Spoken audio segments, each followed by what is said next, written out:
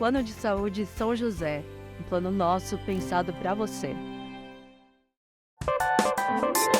Pode ser RH. O RH pode ser estratégico, Pode ser flexível. pode ser criativo. O RH pode ser várias coisas. Mas o que a gente quer que seja? Pode ser RH, o podcast que vai te destravar. Apresentação eu, Júlia Dalsasso. E eu, Laís Jasper. Olá, criativos! Sejam bem-vindos a mais um episódio do Pode Ser RH, o podcast que vai te destravar. Este episódio é em oferecimento ao Plano de Saúde São José. Eu sou a Laís Jasper, parceira do Hub RH Criativo. Estou vestida com uma camisa verde xadrez, uma saia vermelha, tenho olhos verdes e cabelos cacheados. E hoje nós vamos falar sobre desligamento humanizado. Já fomos desligadas. Sim. Já choramos e agora a gente tá achando graça do tema. Um pouquinho antes de iniciar a gravação. Isso mesmo. Então, eu sou a Júlia Dalsasso, né? Sou empresária do Hub RH Criativo. Eu estou vestida com um blazer laranja, uma blusinha para os mais antigos grená, para os mais jovens na cor vinho, estou de cabelo solto. A gente veio falar sobre um tema bastante delicado, que é o desligamento, demissão. O que mais tipo de expressão a gente usa? Desligamento, demissão. Mandar embora, mandar pra rua. Mandar embora, mandar pra rua, pedir as contas. Né? Então, a gente vai falar um pouco como deixar, né, o desligamento de uma forma mais humanizada e mais leve. E, Júlia, se faz parte do processo, se faz parte do negócio demitir pessoas, como que foi pra ti? Não sei se tu já demitiu alguém e já fomos demitidas, como falamos aqui. Como é que foi a tua experiência nisso, nesse assunto, nesse tema? Foi bem traumático, assim. Eu vejo que nós como gestores, falando das empresas como um todo, depois contar o meu caso em particular, né? Nós, como gestores, não estamos preparados para fazer desligamento. Por quê? Né? Porque o desligamento ele é algo bem sensível e precisa ser planejado. Quando nós falamos em desligamento, várias frentes, quando falamos tem um ecossistema o desligamento, né? Tem. E esse ecossistema sofre. E quem é que está composto? Está composto do gestor, que o gestor ele acaba perdendo credibilidade se não fazer algo bem feito, porque provavelmente a pessoa que for desligada vai falar para o próximo e assim sucessivamente. O próprio gestor vai se julgar. Por que eu fiz? Fiz de uma forma que não pensei, fiz de uma forma não desejada. Então, a importância, né, desse ator fazer o seu papel bem feito. Outras pessoas que sofrem no processo, a família, né, porque a família é pega de surpresa, começa a passar sobre diversos temas na cabeça sobre inadimplência, sobre como é que a gente vai fazer para pagar as contas amanhã, o que eu vou fazer para comer. A gente não sabe o que se passa dentro de uma família, né? Pode ser que na família só aquela pessoa trabalhava e tudo isso traz desgaste e automaticamente a família sofre. Mas quem que sofre? A equipe. Sim. Né? A equipe sofre porque foi algo muitas vezes indesejado, né? Traz desconfiança, traz falta de segurança. E quando a gente fala em falta de segurança, fala de falta de credibilidade, até tem uma citação que eu li num livro, que é Os Líderes se Servem por Último, fala uma parte sobre cortisol, né? E ele faz um comparativo com um leão e uma gazela. Sim. O leão, quando ele vê a presa, automaticamente a gazela, que também já está esperta, ela observa o leão, ela entra em estado de choque devido à quantidade de cortisol que cai no seu sistema nervoso. Né? E esse cortisol é liberado por quê? Alô? Foge? É a mesma coisa, nós, seres humanos, quando escutamos alguém sendo desligado e a gente vai pensar, meu Deus, será que eu sou o próximo? É realmente isso. Né? E a gente vai com gotinhas de cortisol no nosso sistema nervoso e a gente transparece isso para as pessoas e começa um vucu-vucu da rádio corredor. Sim, e as pessoas começam diariamente. E a gente as pessoas ficam nervosas. Então, olha, impactou então já na família, no gestor, na equipe E na sociedade? A sociedade também tem impacto. Por quê? Porque aquele profissional, ele ia lá na padaria na esquina e comprava um pãozinho. Ele não vai mais comprar, porque ele vai ter que fazer uma opção do que comprar e onde comprar. Daí, automaticamente, aquela padaria que deixou de comprar, de vender o pãozinho aqui, deixou de vender um pãozinho lá, também vai ter que desligar um profissional que trabalha com ele, porque vai começar a faturar menos. Então, olha o quanto é um ecossistema o desligamento, né? E quem mais sofre? O governo. Tá, Júlio, mas o governo, quero mais que o governo se lasque, a gente parar para pensar, né? Mas não, vem a questão de impostos, falta de recolhimento de impostos. Por quê? Porque a cadeia do desligamento aconteceu, né? A questão de tirar o FGTS também, que é um valor a menos aplicado. Então, o quanto a gente precisa estar preparado para fazer o desligamento e o quanto esse ecossistema é afetado. Quando a gente pensa em desligar, a gente pensa que é só a pessoa que vai sofrer. Não. E tem todos os atores envolvidos, né? Então, daí eu te pergunto, assim, né? O que a gente pode fazer, quais fases a gente pode ter para fazer ou para minimizar esse impacto em relação à sociedade de um desligamento? De fato, Julie, o desligamento, ele sempre vai ter um impacto social negativo. Sempre vai ter. E aí a pessoa vai pensar assim, tá, Laís, mas agora eu paro de desligar as pessoas, aquelas pessoas que não têm a cultura, que não estão apresentando um comportamento desejado na minha empresa? Não. O que a gente está falando é a redução, não existir mais impacto. E quando a gente fala de redução de impacto, a gente está falando de comportamentos que você, enquanto dono de empresa, enquanto RH, precisa fazer a partir de hoje. Se tu desconhecia o tema e está escutando nosso podcast, você está tendo a responsabilidade a partir de hoje de começar a fazer um desligamento humanizado. E é básico, gente. É planejar. E como é que eu planejo?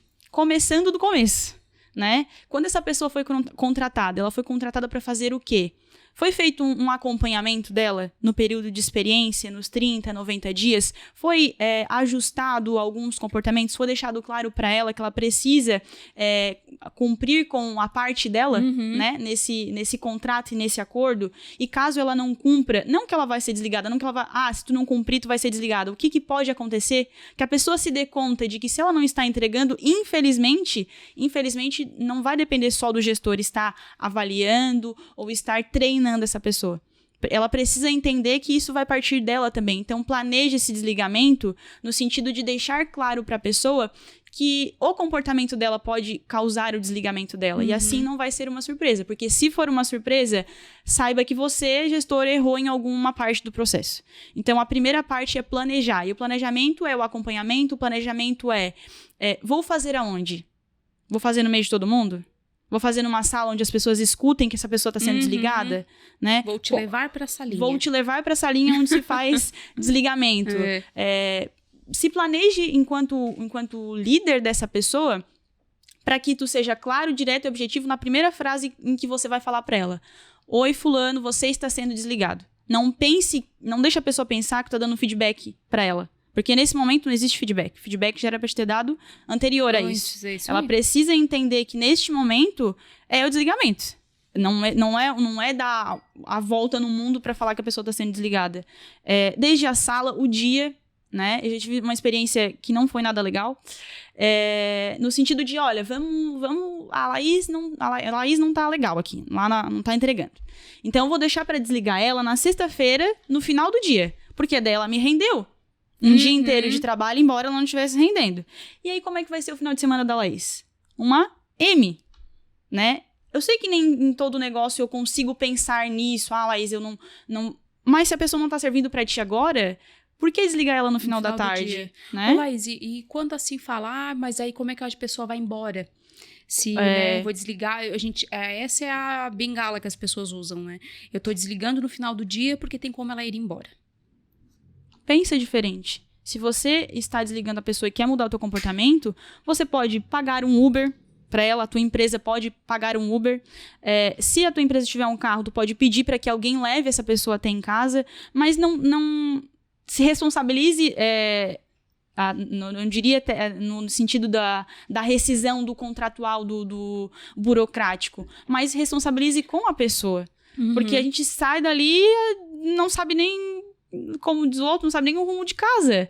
Então, é uma ação básica que tu pode aderir na tua empresa, que é, vou desligar alguém, então automaticamente eu vou contribuir para que essa pessoa chegue bem em casa. E aí, Olá, tu vai achar estratégias para isso. Sabe que teve uma das coisas que tu contou pra mim um dia, que eu achei bem bacana, que é a questão de tudo que a gente repete vira cultura.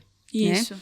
E o desligamento também pode se tornar cultura quando a gente não faz bem feito. Tipo, chegou o final do dia, vamos me desligar. Como é que é aquele outro lá das férias? Das férias.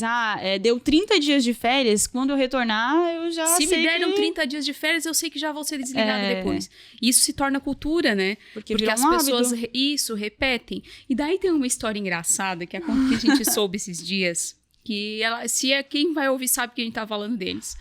Que tem uma empresa aqui da nossa região que toda vez que o dono da empresa chega com queijo... eu tô falando, né? Que a empresa chega com queijo, é porque alguém vai ser desligado.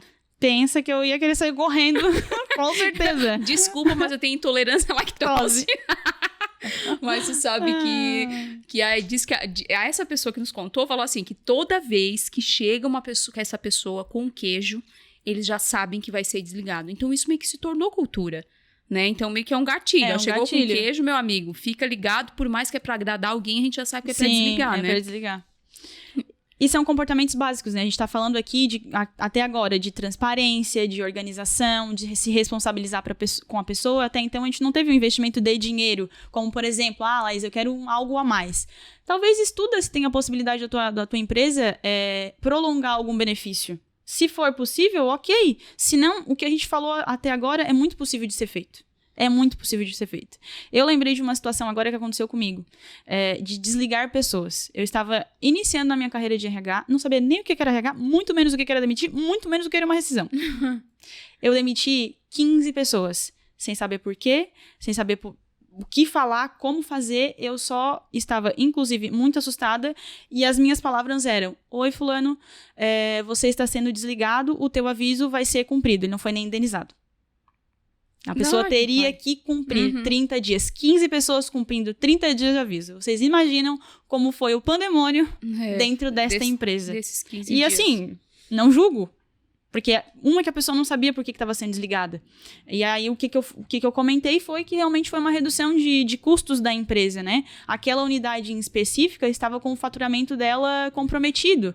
Então, automaticamente, para que ela recuperasse, né, o fôlego aí para poder respirar, ela teria que desligar essas 15 pessoas. Ok, estrategicamente, a pessoa que tomou essa decisão de desligar 15 pessoas, ela não está errada. Está errada a maneira como foi conduzida. Eu não tinha nenhum conhecimento. O gerente de loja não sabia nem o que fazer, inclusive ele não olhou nem pra cara das pessoas, não tava nem ali do meu lado pra poder conduzir, e aí depois de tempo, né, que eu descobri que essa inclusive é uma função do gestor, não terceiriza gestor essa função, o RH tá ali pra apoio, às vezes é uma pessoa que tu sabe que vai precisar ter um acompanhamento pra ter testemunha, então chama alguém do RH pra te sentir mais seguro, mas não é o RH que tem que fazer isso. Porque o gestor, ele é gestor da pessoa durante esse período, né, da jornada do colaborador.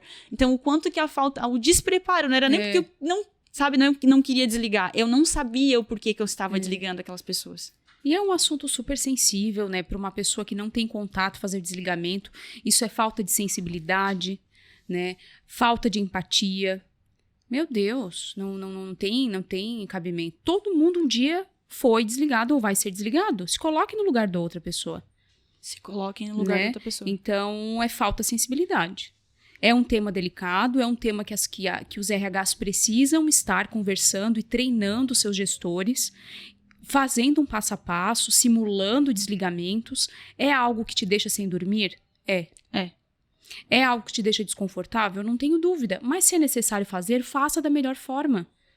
É verdade. Os profissionais de RH precisam dar esse suporte, esse apoio emocional para os supervisores, para os coordenadores, enfim, para os gestores de pessoas, né?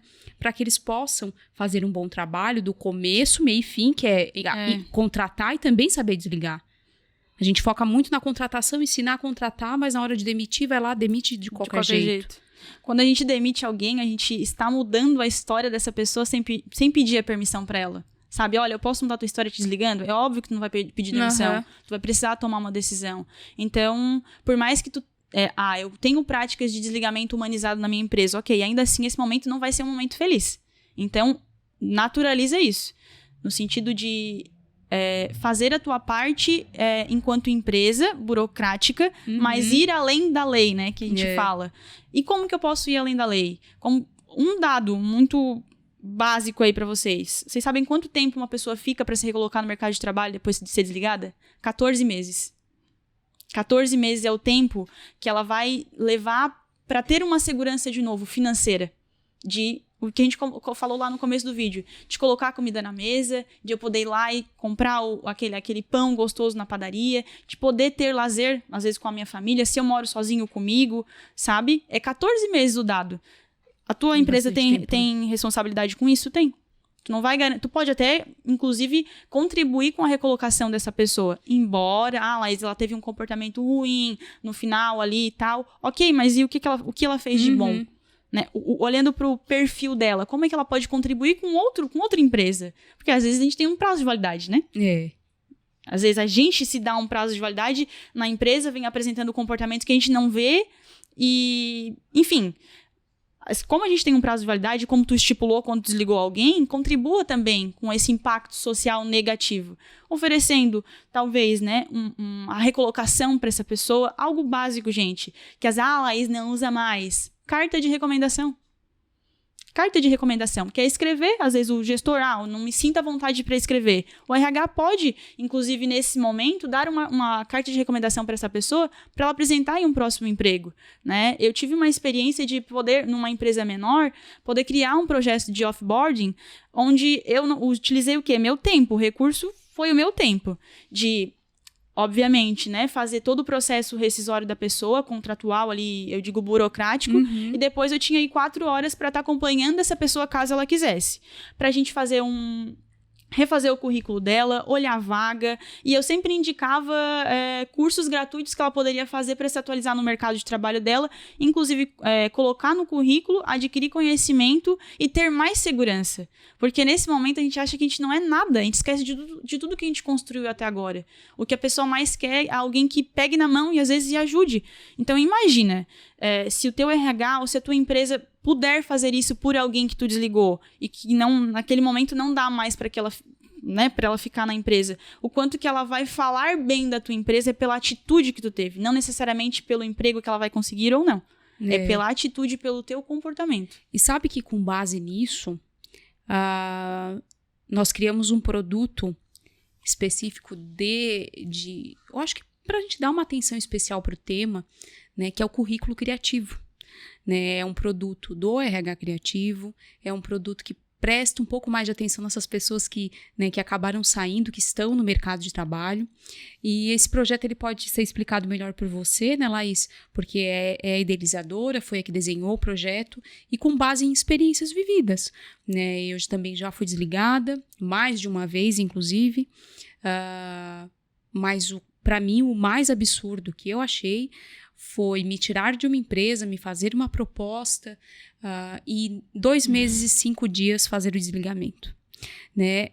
Mas tinha que desligar, beleza, aconteceu um monte de coisa no meio do caminho, que não foi comigo, foi com a empresa, mas e a consideração foi que pediram para que a pessoa da área financeira viesse fazer o desligamento.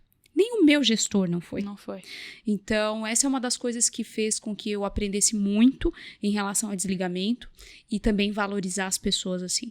Valorizar no sentido de que a gente tem vida pós-CNPJ, né?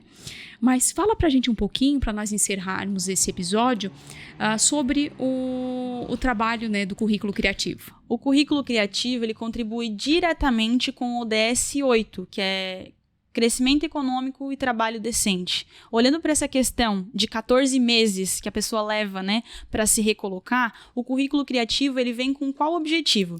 De a pessoa conseguir se vender através das suas habilidades, através dos seus valores, olhar para o que as empresas têm pedido hoje para o mercado, falado para as pessoas em relação ao mercado de trabalho, que é o quê?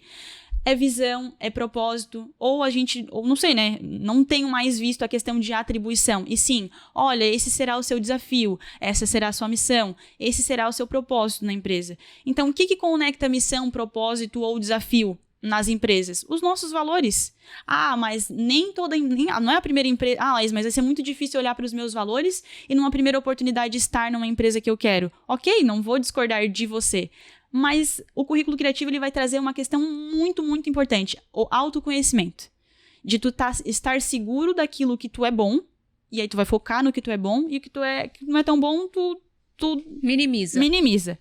E trazer essas habilidades, transformar os teus valores em habilidades e trazer resultados que você construiu durante toda a tua trajetória profissional. No sentido de, construímos o currículo criativo, o recrutador viu tudo que tu construiu em uma outra empresa, hoje tu não está recolocado no mercado de trabalho. A primeira coisa que ele vai pensar quando tudo isso estiver claro é, se essa pessoa fez tudo isso naquela empresa, o que ele não pode fazer na minha? Então, o principal objetivo do currículo criativo é vender você para o mercado de trabalho. Porque esse é o principal objetivo do currículo, ser chamado para uma entrevista. E tu precisa ser estratégico, tu precisa saber, principalmente, se vender. Laís, eu tenho vergonha, eu não sei. E realmente, é muito difícil às vezes a gente falar da gente. E principalmente nesse momento de recolocação, não sei para onde eu vou, o que eu faço. O currículo criativo ele vai te dar este amparo de tu saber onde tu pode ir, quais são as tuas qualidades e principalmente os resultados que tu pode entregar para aquela organização. E aí contribui, obviamente, com o impacto social, que é pessoas podendo laborar, trabalhar e estar feliz no sentido de conseguir atingir as suas necessidades básicas, né? Que é o que a gente falou lá. Comer, sair, lazer, família. Como eu falei, né? Esse é um tema delicado, mas o capítulo, esse episódio, né? Ele foi um episódio curto, de fácil entendimento, com exemplos práticos que vai dar um start para algum projeto da área de RH para fazer um trabalho humanizado, né? Um desligamento humanizado. Então, assim, eu fico muito feliz em poder falar sobre isso, porque a gente vê boas referências também, né? A gente não tem só as nossas histórias tristes, a gente também tem boas referências. É um assunto muito importante, a gente mexe com a vida das pessoas e quando a gente for fazer isso, tem que fazer com cautela e com empatia. É verdade. Né? Então, o currículo criativo é um produto que vai te ajudar muito a tanto encontrar um emprego mais rápido e com mais autoconfiança. É verdade. Né? Esse episódio, ele foi um oferecimento ao Saúde São José, plano de saúde, né, que nós estamos, que foi patrocinado, o patrocinador desse episódio, e a gente encerra por aqui. Tá bom? Isso, obrigada, gente. É isso aí, um abraço, muito obrigada e bora desligar de forma correta. É isso aí. Obrigadão.